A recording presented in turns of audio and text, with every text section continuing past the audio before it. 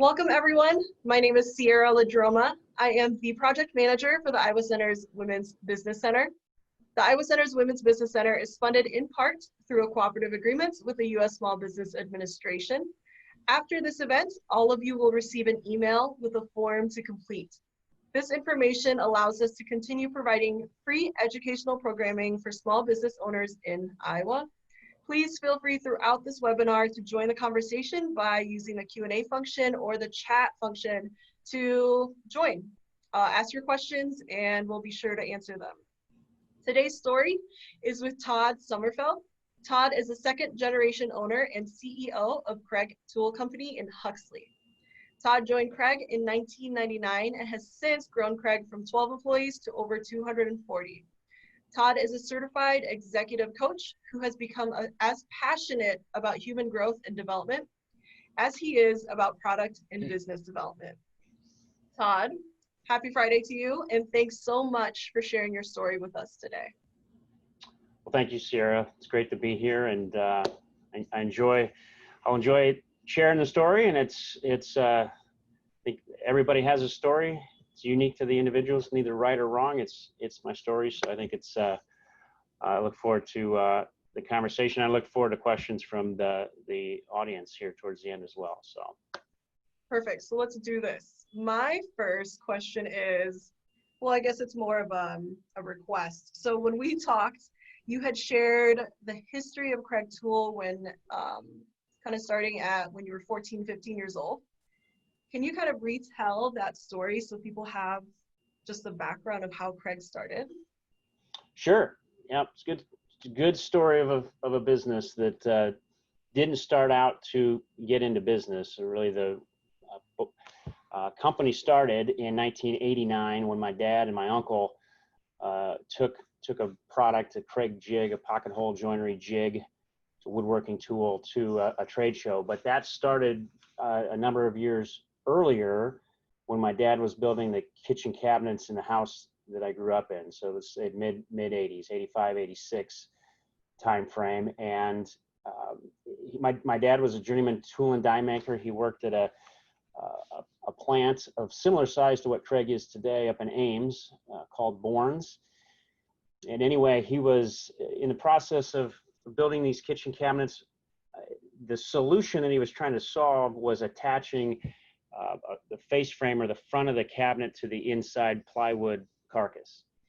And he designed this tool to hide the joint. So a pocket hole joint is kind of a toenailed, you're drilling a hole in an angle in one piece of wood to drive a screw in that into another piece. And so he was trying to hide the joinery method rather than nailing on from the front and then filling that with wood putty. This was a hidden way to connect two pieces of wood. He did that because my mom didn't want to see these nail holes. So he designed this solution. There were professional solutions that did that. There wasn't really a do-it-yourself version before this particular product. So we designed that tool, made those kitchen cabinets. My uncle helped install those kitchen cabinets. My uncle was a high school shop teacher and built custom kitchen cabinets in the summertime when he wasn't teaching. And so after that initial project, my dad gave my uncle a version of this tool. My uncle used it in just about every wood joinery application in the kitchen cabinets he was building. He kept calling this device Kreg's jig, which is my dad's name. And eventually the Kreg jig, my uncle convinced my dad to take these out to woodworking trade shows, a trade show, and sell it. So my dad made a modified version that could be produced in volume, made 20 of them, took some screws and some different clamps that go into the process, took them to a trade show in Minneapolis, sold those 20, took orders for 22 more. And they were pretty excited. They wanted to start a business after that. Unfortunately, my mom thought that was a little risky. I was 8th, 9th grade at the time. My sister's 3 years younger than me. His job was, he had a job, my mom had a job, business was a little risky. So rather than just quitting his job and starting a business, did a few more trade shows that year. So I think we did five trade shows total that year. Was able to produce these in the backyard. We had a 20 by 40 shop back there that my dad had a mill and a lathe, some metalworking equipment that he that he actually intended to use to be a gunsmith. He did some competitive pistol shooting. So Sommerfeld's custom shop became Kreg Tool Company. And so it started as a kind of a hobby in that first year. Did a few shows, learned some things, sold some product, but it wasn't until Bourne's announced that they were going to shut down the factory he was working at that it became a serious discussion to start the business. But it was still something that both my parents saw as a little risky. My dad actually found a job. He had a job offer in Ames by an individual who kind of heard his story and told my dad, he said, Kreg, this job will be here when you get, I'll hold this job for you, but you need to go out. You need to give this business a chance. And so it was kind of really with that security that my dad decided that he was going to launched the business from a hobby to a business. So that was 1989. We did the first trade shows. It became kind of official in 1990. And we did quite a few trade shows in those early years after launching the business. That's incredible. Do you think your dad ever had a moment of, oh my gosh, this could be actually really big? Yeah, I think that there was a sense of that after that first trade show. Actually, it wasn't the first trade show, the first time they produced it. The first time that my dad and my uncle pitched an idea was actually it was up in Ames. We're in Huxley, which is 10 miles south of Ames, at to high school shop teachers. And so everybody loved it, but nobody bought one. They didn't realize that there's a certain purchasing process that schools went through to actually buy product. And so they were excited, then they were dejected that they didn't sell any. And so I think that first trade show, when you actually take product out and you offer it, people are buying it. Not only did they buy it, but they bought. My dad always says is they actually gave me either cash or a check. Credit cards weren't as big then, and trusted me with that to go back and make product and sell. So I think that was early on. There was a certain energy that this was something to get excited about. There's still balanced with concern and security for the reality. So yeah, it was I would say early on, Sierra. Sure. So you said 8th, 9th grade. What was your involvement, if any, at these trade shows or even helping out in the back? Well, yeah, I was the child labor back then. So 14, 15 years. I remember calling my dad when he was still working at Bourne's, and I was working out in the shop by myself, trying to figure out mills and lathes, and I'd call him on a landline, and he'd have to come and help me. So at that time, I was just trying to make money to buy my first car, right? Speakers and everything that you do for your first car. So that was my main focus.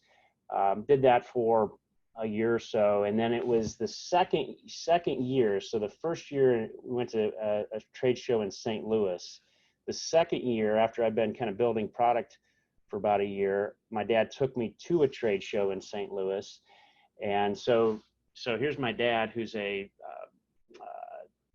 tool and die. I've never seen my dad. He's not a salesman, but he's on with a microphone pitching product. If you want to buy it, go see Todd back here. And so that was the trade show. It was kind of a pitch, 15-minute pitch. Then you ask for the money, and then they come and they see me, and I'll try to sell more screws or anything like that. But that was my first experience of kind of closing the cycle to making the product and selling the product. And I just got the bug for the customers. So some of these customers had bought the product the year before. They were there with their friends saying, this is great, you got to buy it. I left that weekend down in St. Louis, I think it was 15. just excited about what we could do. My dad tells a story. I talked to him from St. Louis to Kansas City, and I had all these crazy thoughts of things we could do, and then I passed out from Kansas City to Des Moines. But that really at a young age really got me excited. I'm kind of a visionary leader. I see things and try to connect the dots to things. But that really lit a fire in me many years ago of what could be. And it really was the customer connection that excited me. It was one thing to make product in the backyard, but to see people enjoy it and use it, and it did something for them is what got me excited about the business. And so from there, we didn't talk about going into the business. To me, it was just business and connecting to the customer. I went to UNI, I got an accounting degree, and I spent 7 months in public accounting before my dad asked me to join the business for a number of reasons. And that's how I got back into the business here at Kreg. That's great. So we have talked about this before of you've played so many roles, you've worn so many hats. Can you do just a quick share of what everything that you've done in every position that you've kind of held there up leading to this point? Yeah, so I joined, when I joined here, there was in 1999, so there was about 12, 15 people, and I think my title was general manager. And so I would, my dad was kind of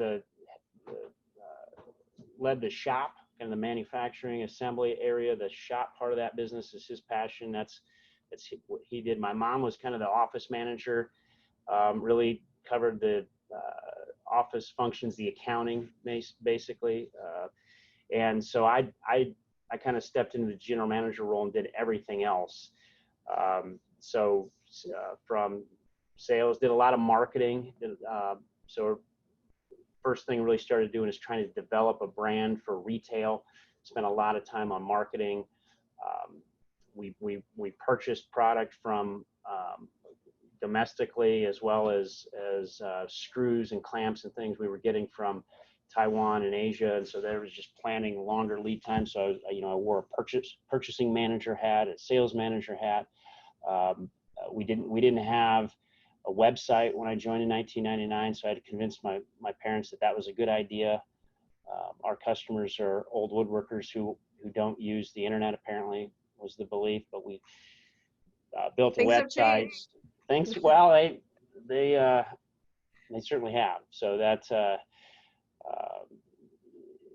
wore a lot of different hats, right? So and as things grew. First person I hired was a marketing manager. Really, I spent a lot of time outside of my lane trying to figure out creative design.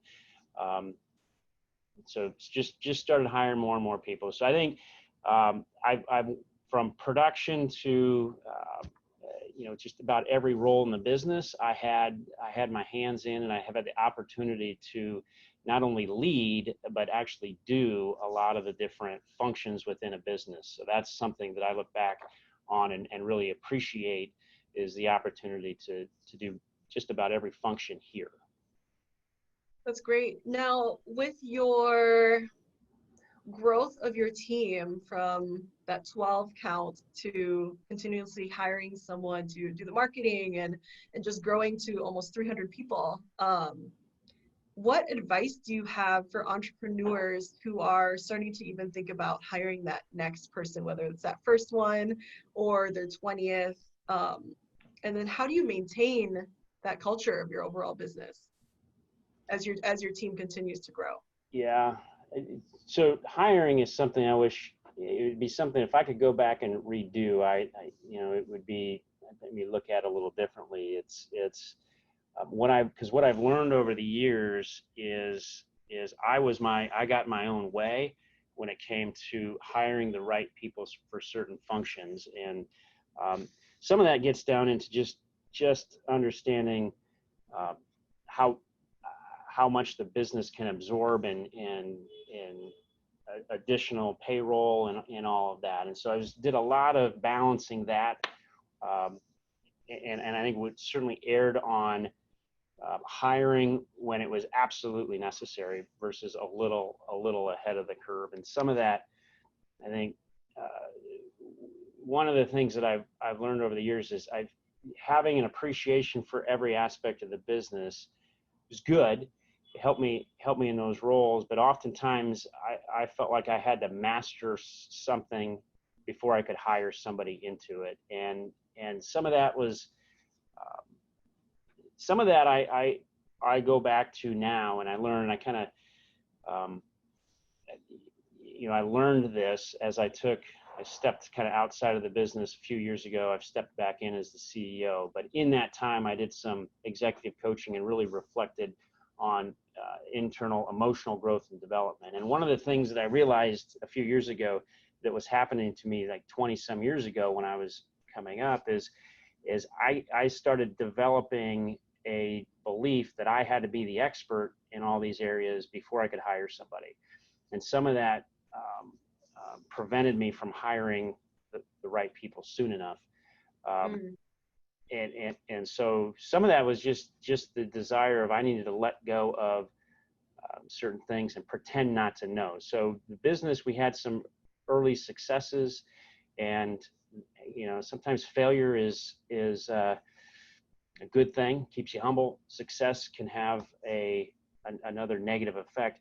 For me, it wasn't so much I got cocky or any of that, but I started to believe that I needed to know ahead of time everything I needed to know before I hired somebody. And what I've learned over the years is that stemmed more from my belief that I needed to know. And I let go of what I knew early on is I don't know everything. Some of this is here's where we're trying to go. A lot of it is you make it up as you go. And some of my own success prevented me from that reality and really trying to figure out I knew more than I did. And so that prevented me from hiring. And that's something that I enjoy hiring people for a role now and learning from them. And it doesn't affect my identity. Doesn't affect. I'm not as insecure about that as I once was, and be a little foreshadowing advice for some of you. I think that is a huge mind shift that is just so important for entrepreneurs to hear, because you can't be everything, and so that's why you create a team that can get you to where you want to be and meet those goals. That's incredible. Now, since this was a family business, my next question is more so how did all of you maintain that balance of, okay, we all work kind of together, but during this time, we're not going to talk about work? Or was there no balance and it was just, we love it, everything is fine, and we can talk about work whenever? Well, so that's a challenge. It's smirking a little bit on that one. It's something that became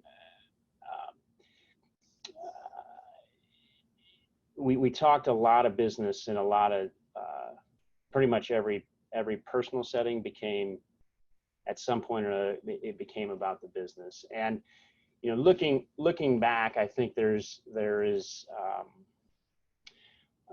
so I have a younger sister who's not involved with the business, and so she chose not to be involved with the business. But then when we'd get together, my dad and I, we would start talking about the business, and then they felt a little left out. So it's certainly been something that we're a family business. There's a lot of good things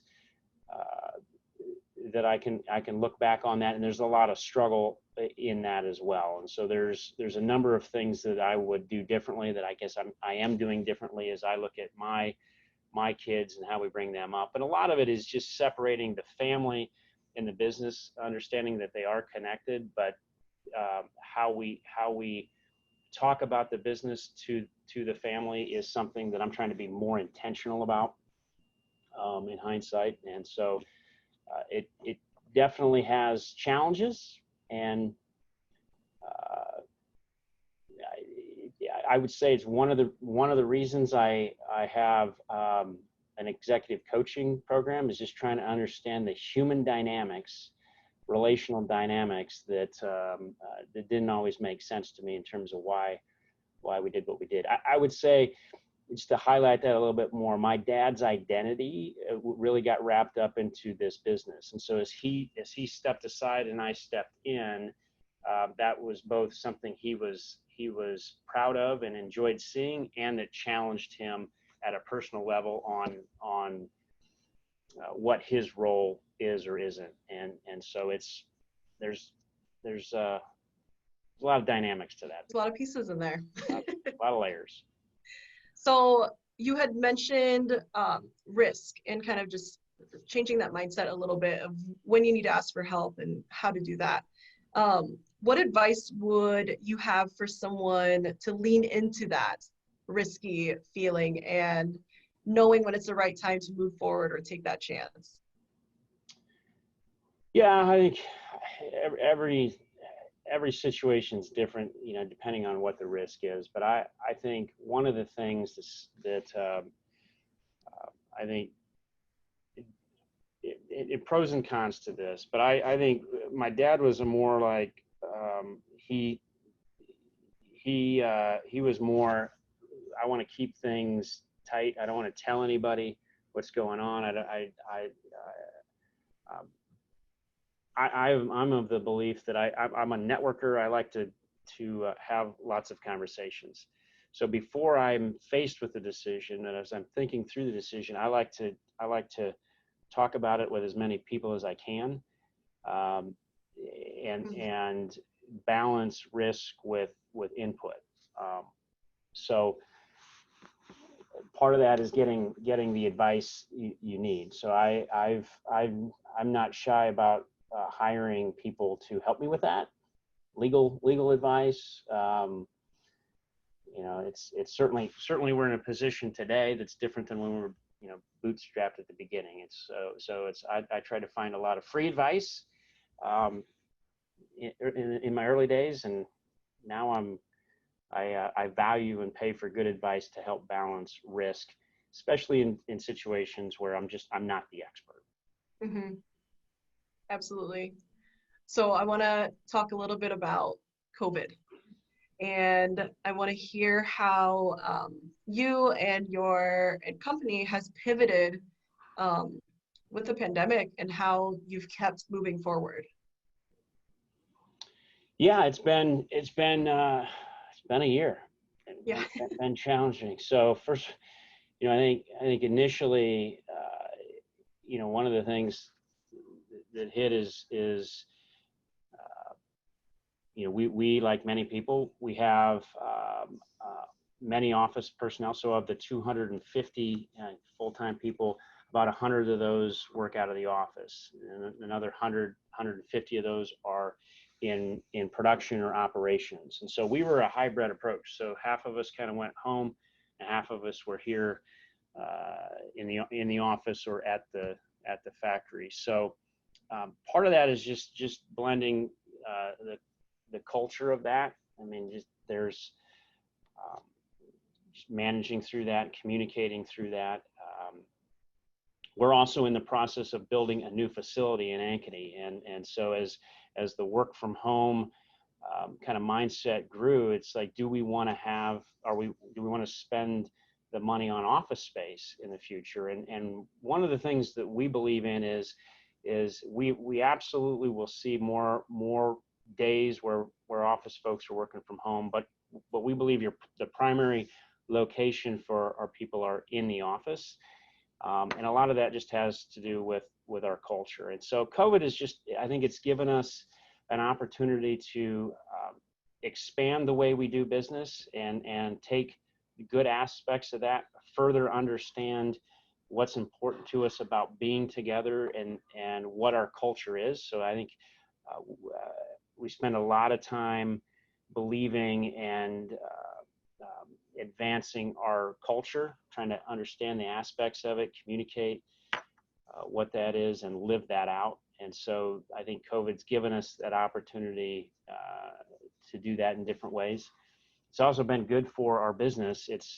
We sell to do-it-yourself home improvement folks. And so as people have stayed home, one of the aspects of our culture is just the purpose that we have in engaging people. We say our purpose is to activate people to experience the benefits of connecting head, hand, and heart. And so people get a sense of accomplishment, confidence from building, and we've really been able to see that tangibly during COVID.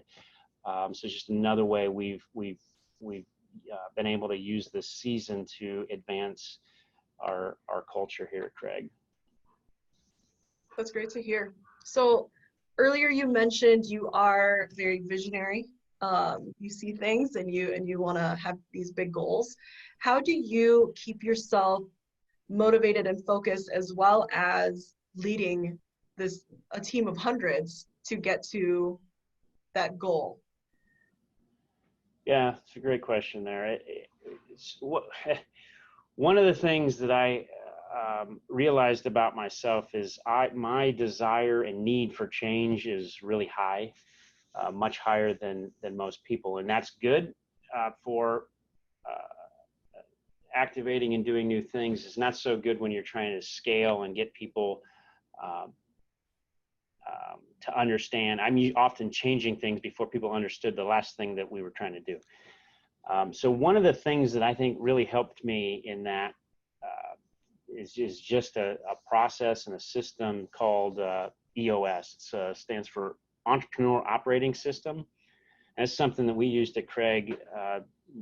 I first rolled that out in 2007. Kind of had a more consultant-driven process in 2010, but it really helped me organize and arrange the business in a way that allowed us to scale the business, add process where we needed to, and handle the short term and kind of separate the short term and the long term, and really see there's benefit to both, and how we balance that is allows for both the future thinking,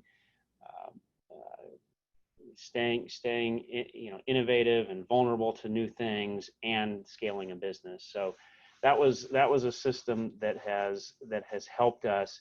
And really what it's done is it's helped the communication. So when we were a small business and I could get around and I could connect to everybody, I could verbalize a lot of things. As the business grew and more pieces were in place, I needed a system that what I've learned over this, it's more of a communication system as anything than a management system that ensures that it happens a certain way. Sure. You called it the EOS? Yeah, there's a book called Traction. I think EOS Worldwide is a website that you can get more information on. A very simple, straightforward, kind of one-page business plan, and kind of separates it into a 10, 3-year, and a 1-year, and down to 90-day plans for the team.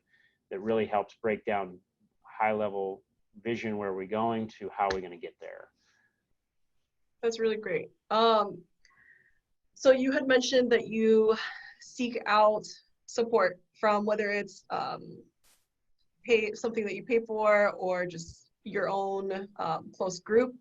How did you see yourself growing as a leader or changing as you were learning more things and the team was growing? Yeah, I think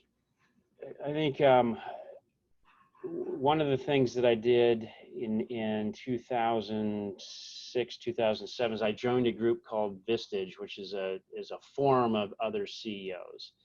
And so just getting myself out of this business on a monthly basis to spend a day with other senior leaders helped me see that I have some unique challenges, and then I have some challenges that are common across all businesses.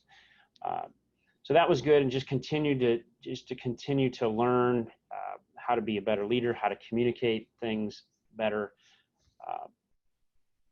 I think was a big part of my growing early on as an executive, as a leader. I got to the point after about a couple years in into the EOS process, where I really started seeing what the business needed. That I got to the point where I started seeing myself as a bottleneck. Like, I'm not going to learn enough. I'm not going to develop enough for this type of business. And so I hired a COO at the time, that in 2015, I promoted to our president and CEO, and I stepped out of the CEO seat and became our chairman. So I really elevated up, looked at how do we set a board,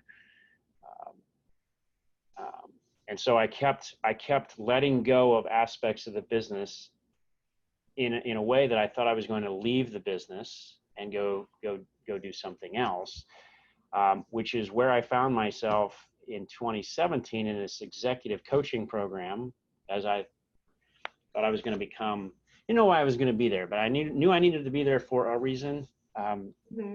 Didn't see myself as an executive coach. I did that. What I learned out of that was really what was preventing me from being the best leader I could be wasn't so much my knowledge and what I knew or didn't know. There's a lot of, I can find a lot of those things with consultants. I can find a lot of that with the right people in the right seats that I'm hiring. What I had to overcome was my own issues, if you will. And so learned a lot about emotional intelligence and how to just understand what's going on in me that was affecting the business. And what I've learned is that's kind of the piece of the IQ and the EQ is how I see keeping the business in balance as it continues to grow. Where I used to scale business, it was logical.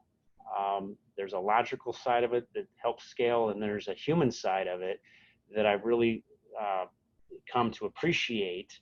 After all the systems and the processes fail, it's what's going on underneath the hood, if you will, of the humans inside of it, and how do we work on the beliefs and the things that actually drive behavior. So as I've kind of tooled that, I see myself in a different way in the business, and it continues to evolve. So one of the things that I just encourage people is there's always something more wherever you're at, and it's the biggest challenge that I think we as individuals have is letting go of something because we don't believe or that there's something else of value that we're stepping into. And my encouragement into that in my own story, is there's always something more if I just let go of today, this thing. And I think that's what I've learned is how to keep growing, is being able to let go of things, and not just tactically, but emotionally. Every bit emotionally is. So you are dropping great pieces of advice for everyone here, especially for, whatever journey entrepreneurs are on right now. Do you remember a piece of advice that you received when you first started that was a game changer for you of, okay, I heard that and I understand completely and I'm going to shift a little? Yeah, I've heard so many pieces, and they've all been valuable. And I probably heard something along these lines, but it never resonated until I experienced it. And it gets back to what I was just talking about.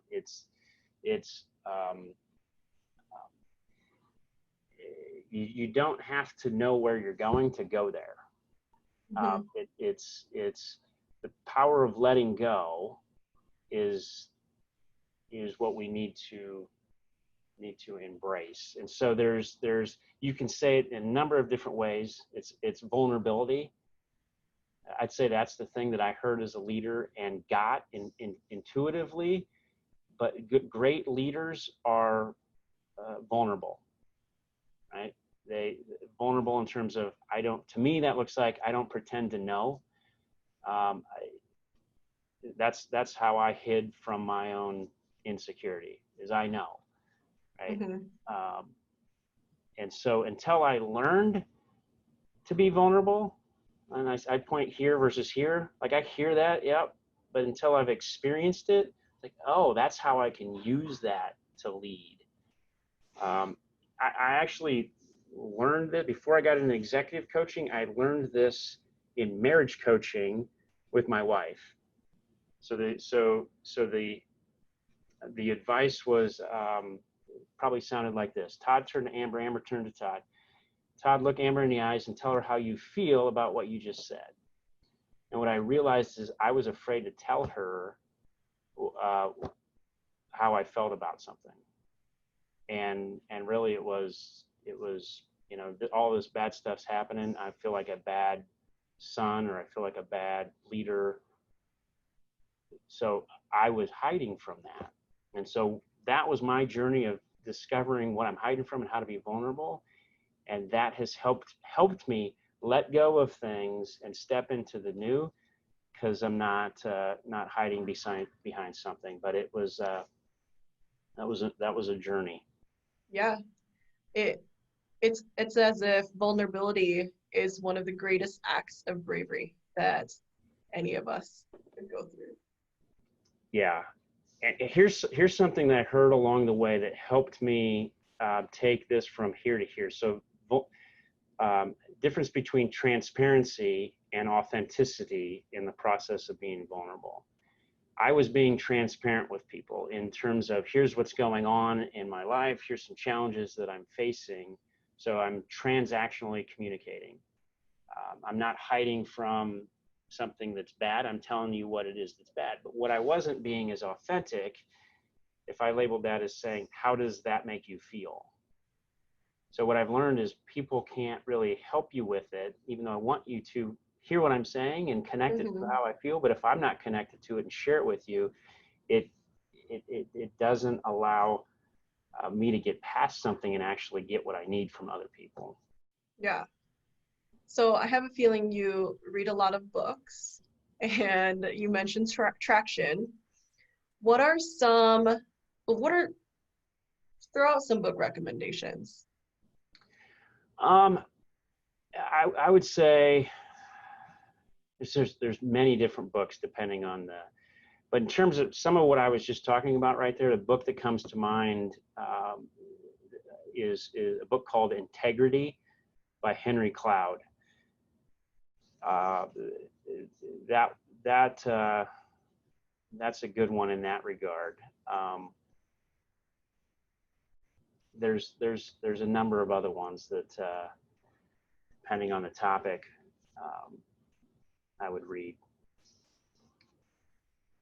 Okay, awesome. So I want to talk a little bit about community. Let's see here. I know that you are part of these different groups where it's that CEO kind of, you lean on each other, you have some different growth groups, but how does an entrepreneur, let's say starting off, how do you know what part of community to be with and who to trust and just where to go to, really? Yeah, I think what I've learned to do is just I'm a big I like to fill up my mornings with coffee. So meeting different people in the community over a cup of coffee with no real agenda. I used to only take meetings when I needed something or somebody needs something. Now it's I have a lot more meetings.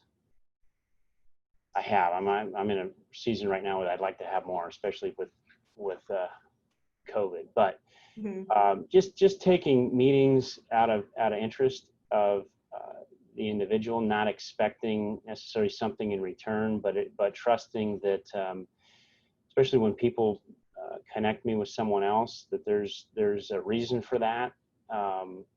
It may be related to business, it may be related to family, personal things, other things, but just spending the time to get to know as many people in different spheres of what I would say culture. So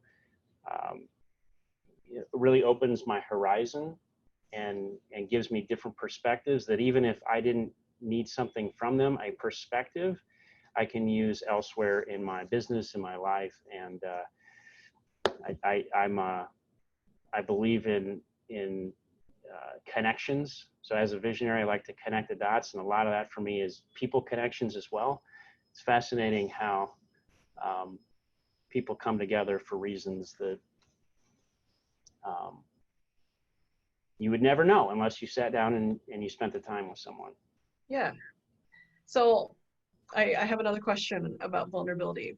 So with your just saying, I am vulnerable, I'm ready to be this, I'm going to feel, do you feel that you've passed that on to your leadership team as well? So it just kind of continues to trickle down? Yes, and I would say it's not something that happens overnight. Mm-hmm. And so, I was able to go kind of through a process of reconstruction outside of work. It takes time to unlearn some things. It takes time to trust, especially a team in an environment where we're here to perform. And how we perform and how we look is at a premium in the business world. So to kind of reprogram that in true authenticity and true takes some time. But again, that's the culture that you don't send people to a vulnerability class and they come out vulnerable. Yeah. Takes time. It really has to come from inside, and it takes me showing up day in and day out with that, and then it spreads. So I'm seeing that happen more and more, and it's part of our journey in building culture here. Is it's not culture is something that I think is generational. So we talk about the family business, right? So I believe that my ceiling is my kids' floor, my children's floor, and I'm not where I'd say, and this isn't a knock, but my dad has got a little competitive with me, and so my success in some ways threatened his own identity, versus seeing it as he did absolutely what he needed to do to build up the culture, and so there's layers of it. But yes, we're working. We work hard on that here. That's great. So you being a CEO and continuing to grow your team, I know that we talked about bicycle, but what are ways that you care for yourself when things are just a lot and you need to take a break? Yeah, I think it's recognizing that's okay, right? Mm-hmm. And so some of that is the voices in your head. We were talking about that as an executive team just last week, and really what are those things that we need to attend to? My voices are you're dumb, you're lazy, you're what was the other one? You're bad, and a lot of those I have replaced. The one that's getting me right now, because we're not here at work, we're not able to ship everything that we're getting orders for. Our demand is exceeding our ability to the voice inside that says you're losing, right? And so it's tending to those things. It's recognizing that they're there. So Mm-hmm. I'm not doing this a lot. I do recommend it, though, is to journal, right? Yeah. So just take and what's going on.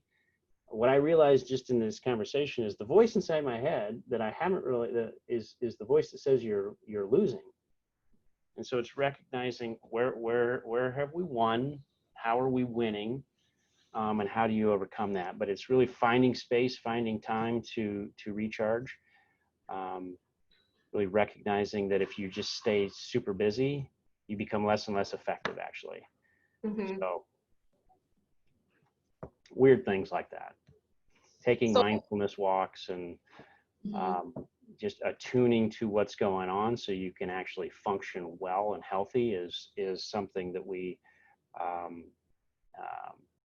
not only say, I mean, you can hear that, but actually experiencing it and seeing benefit from it, so that you develop a belief that it's okay to go take a walk, you know, on our trail out here, and not think that you're avoiding work. Right. And it's actually helping. I think a lot of people need to hear what you just said, maybe 2 or 3 or 4 times, of that sometimes doing nothing is the best thing you can do for yourself, to just rest, and to kind of, I don't know, you're aware of those voices that are saying kind of those negative things, but then replacing them with a positive. Yeah. Yeah. Mm-hmm. You not only need to hear it, you need to activate what you hear so that you actually experience a benefit, or you won't believe that it's a benefit. Yeah. Now, let's say there is another person out there who, if we just replicate what happened in 1989, and he or she is wanting to create this thing, and they don't quite know exactly just how successful it's about to be, but they're going to dive into starting a business. But it's going to be a one-person show for a while. What do you recommend or suggest that this person does? My suggestion would be to really guard expectations. Like have expectations, have goals, have aspirations, but to always be grounded in reality, right? And so if those goals and those expectations are not achievable, you can fail to meet them and then become very discouraged. And so at times you can set those when you learn more about reality, and that's part of the process. Is if I don't know, I got to experiment to understand reality. But it's just constantly moving expectations in line with reality, so that you don't set yourself up for failure. And that's as much emotional failure as it is tangible. So it really gets into just managing expectations. Okay, so I have a question for you from someone, and they said here that they really liked what you said about acknowledging potential value and change, rather than focusing on existing value and what's being given up. Can you talk a little bit more about how you would approach that math of what is considered and what carries the most weight? So the math in terms of analyzing what to let go of and what to step into, is that? I think so. Yeah. Yes. Wow. So I appreciate that question, because I've often seen it in a, okay, here's what I say. I've let go of the need to kind of use logic and heavy reason in that, and really trust what I'm sensing and feeling. So where early on I used to be, okay, when the spreadsheet tells me that, now I can go. And what I've learned is I usually had a gut instinct that drove me to spend weeks on a spreadsheet to confirm and to confirm what I really wanted to feel. So not a cop out, but I don't weigh it. I think it's great to use both the kind of analysis and feel, and learn to trust both, not just one or the other. Okay. So what happens, Todd, if they don't line up?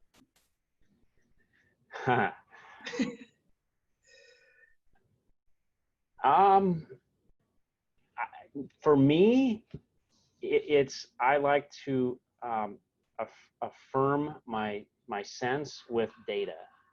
Mm-hmm. So I've had those situations where it felt a certain way, but it usually led me to, I was on the right path. I was looking at it a little differently. And so I'd say keep pressing into it if they don't line up.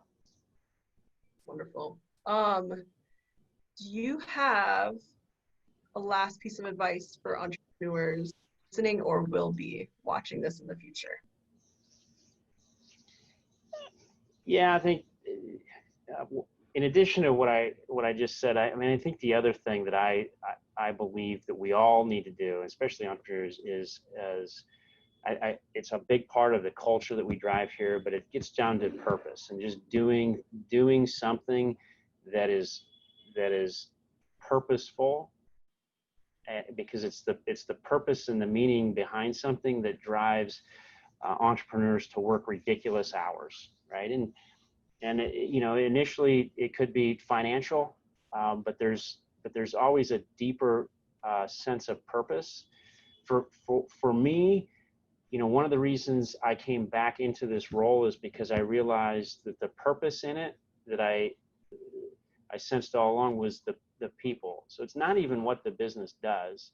Our purpose here is around activating people to experience the benefit of connecting head, hand, and heart. I talk about how my son does that playing the guitar. Our customers do that with woodworking. I enjoy woodworking. I'm not super passionate about woodworking, but I'm super passionate about the people, whether they're our customers or our people here. And I've learned to see layers of purpose. But I'd say it's just always see. You may not know. My journey is like, what's the formula to find my purpose? I feel like I'm on the path to my purpose. I couldn't tell you exactly what it is, but I feel like I'm aligned to it. And I think it's important for entrepreneurs, especially, to stay in that lane.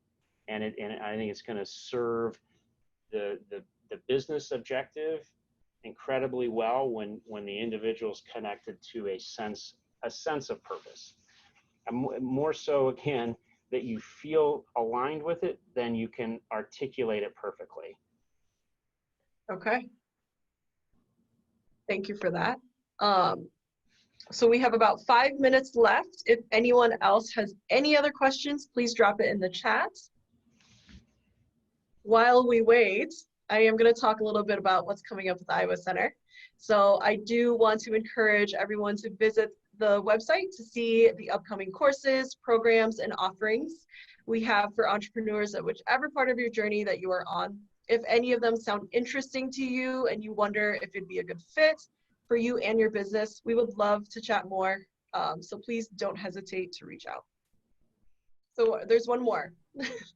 What would you talk about a time when you experienced failure, how you dealt with it, learned from it, or used it to move forward? Yeah, I think experienced a lot of little failures. Thankfully, I've never made a major mistake. It's just talking with an engineering manager yesterday where we had a mistake that cost us something, but I'm like, oh, we just invested in that individual, and that learning is gonna pay off. I think my biggest mistake in the business is less about the business and more about probably relationally with my dad. The expectations I have about how that would be the one. And so what I've done from that failure, I would say, is it really encouraged me to I need to understand more. I went out and at some level I knew that this executive coaching program was going to help me with that, but I didn't let the failure in that relationship prevent me from continuing to grow. I felt bad about it. I didn't understand it. I pressed in, I learned more, I've developed, and that failure, I firmly believe has changed me and is going to help both my family and this business, because I pressed through. And I didn't let it just be what it was. Although at some level, I had to just accept a level of failure with it. Okay. So appreciate that question. I just learned something new about myself. So. Yeah. Todd, I want to say thank you so much for spending your time with us and sharing your story. Honestly, thank you so much. It's the best way to end the week. We will talk soon. And then again, have a great weekend. Well, thank you, Sierra. And I just want to encourage everybody. I mean, I just applaud you and encourage you for doing what you're doing. It's a long journey. I'd go visit places and hear stories and often feel like, oh, I got a long ways to go. And that's part of being a visionary. So it's, many of you are kind of wired that way as well. So be encouraged. Hopefully something I've said is helpful along the way. And I just thank you for the time and the opportunity. Excellent. Have a good day. You too. Thank you.